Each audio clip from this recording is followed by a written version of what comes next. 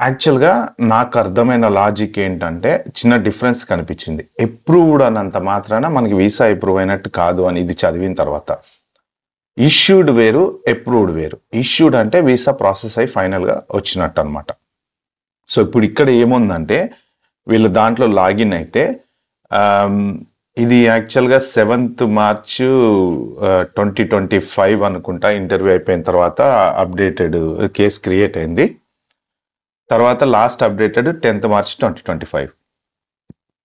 So ఇందులో ఏముందంటే, the consular officer has approved your application subject to final processing by the consular section that is necessary to issue your visa. అంటే నాకు అర్థమైన దాని ప్రకారం visa approve అయినట్టు కాదు ఇక్కడ. ఇంకా స్టిల్ వాళ్ళకి ఏమన్నా చెక్ చేసేవి అథారిటీ ఉంటే చేయొచ్చు అనమాట. So when that processing is complete, the status will change to issued.